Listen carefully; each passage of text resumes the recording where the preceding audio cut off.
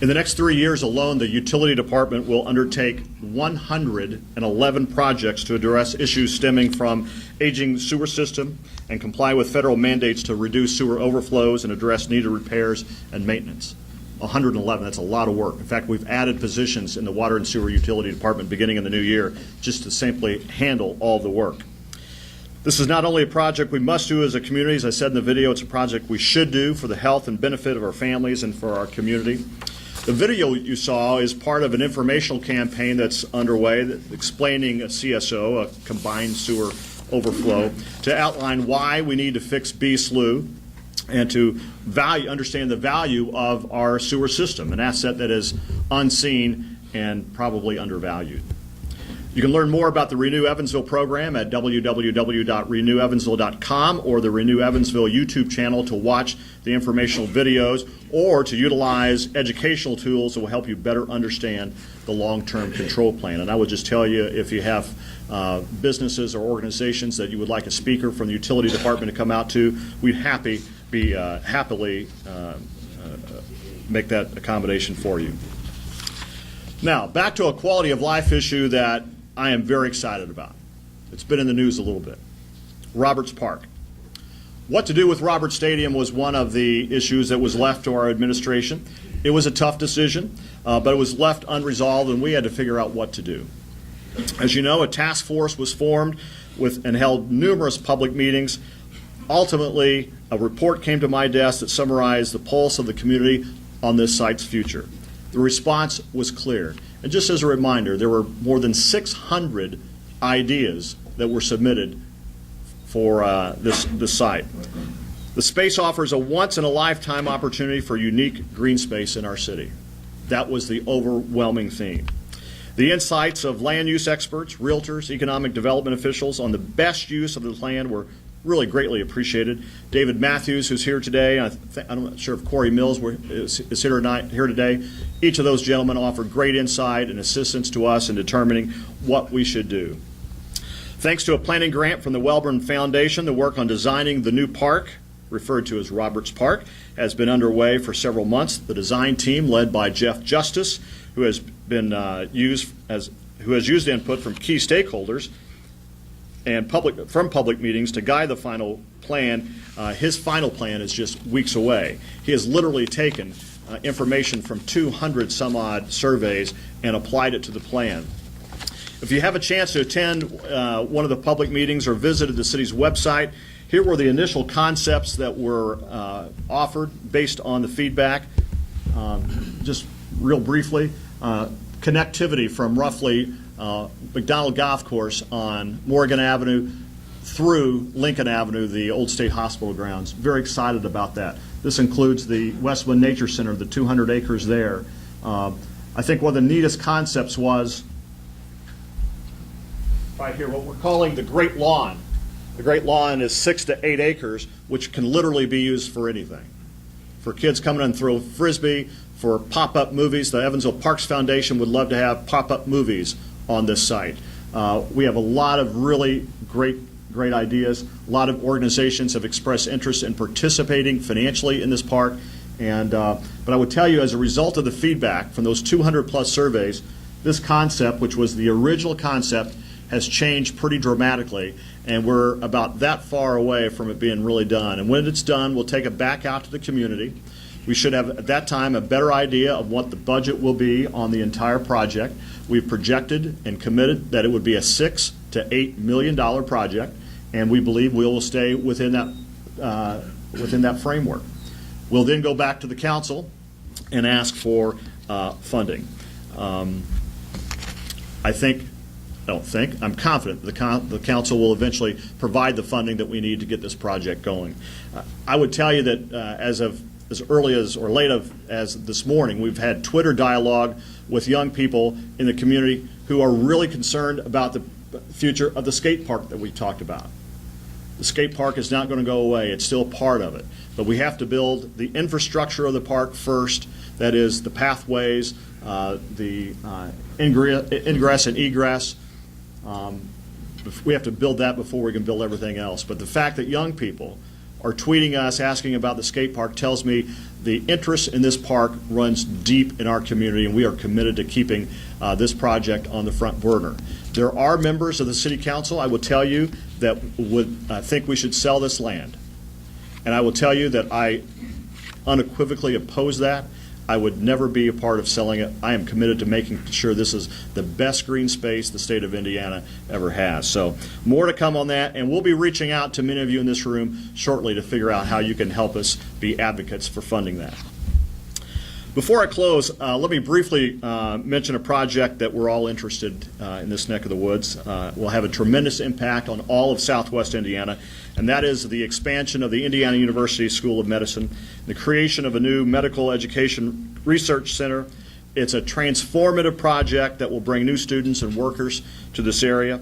Clearly, there are preferences for exact locations, but making it a reality in our region is a win for everyone, and that's a thought that I think cannot be underscored enough.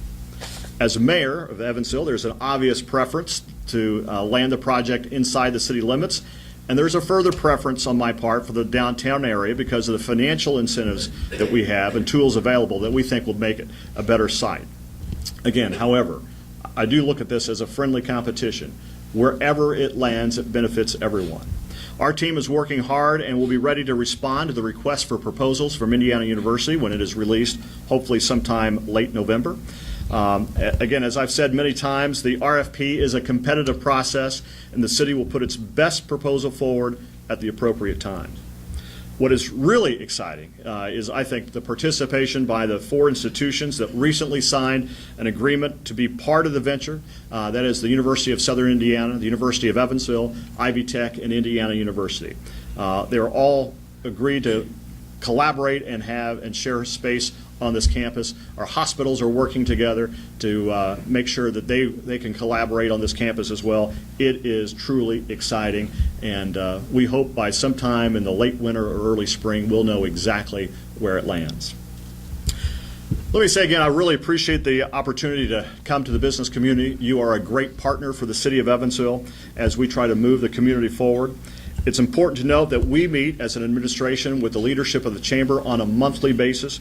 Christy and Kathy and Jeff Mulzer come in. In fact, they were just in this week. The involvement of many of you, of your members on various boards and commissions is critical to the success of our city. As you leave today, please think how you can contribute your time and talent to the city to further the positive progress that we are enjoying around our community. Our city needs you.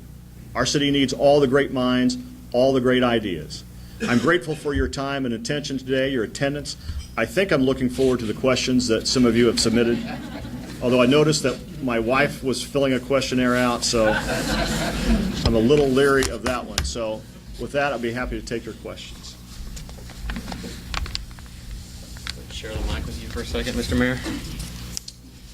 Mr. Mayor, I get the enviable position of asking you some sharp, poignant, and controversial questions and saying that they were penned by my friend and competitor, John Lamb.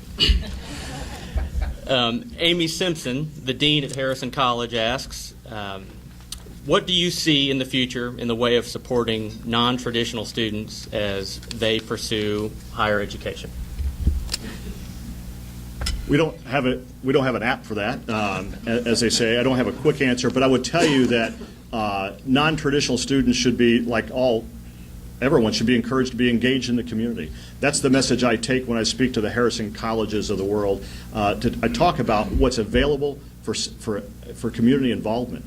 Education goes beyond a classroom. It goes into the world of not-for-profits. We have a wonderful network of not-for-profit organizations that badly needs the time, talent, and treasures of people from all throughout the community. So I would encourage people to continue their education at whatever level they feel they can afford, and then also look to see how they can help the city in other ways. This question kind of came in a couple different forms, but can you speak to the challenges of working with different bodies within government that might have very polarized opinions on some very important issues that we're faced with? And I cleaned that up a little bit. No. was a yes/no question. I think one of the reasons I was elected was because I have an ability to sit down and listen to people. People I don't always agree with. Sometimes I may never agree with. But I do think that I sit down and give people a seat at the table. And even during the most contentious times during the hotel discussion, there were never any tempers that were lost. Voices were never raised. It was all about keeping, in my mind, the dialogue going and all the players engaged in the discussion. And I think my role as mayor is to make sure people treat people with respect, but also be open to other points of view. I think that's very important. Another question that took several different forms was, in short, could you kind of articulate why you think it might be a priority for the medical center to be located downtown? The fact that there would be 1,600 to 2,000 students on the campus on day one, I think really speaks to how that could change the vitality of downtown immediately. All due respect to the other sites that have keen interest, and frankly, there are strengths and weaknesses to all the sites that are being considered. I could certainly understand the pros and cons of each. But I guess my argument would be, I believe most of those other sites will develop on their own through either other more traditional economic development efforts. This is a special opportunity. Downtown doesn't always have the same kinds of economic opportunities that other parts of the city do. We've looked at other cities, specifically Grand Rapids, what it has done to create what they call their medical mile. A group of us flew up there last summer and were really blown away by, one, the philanthropy of the community, but also the vision to bring it all together downtown. I think this will be the thought of that many people being downtown on any given day is mind-boggling, and what it can do from an economic development standpoint to spur additional investment into the city, I think is quite impressive. The final question that I need to ask was submitted by your wife, and she's curious as to what time you'll be home for dinner tonight. 9:45. Is that it? Okay. Thank you, everyone.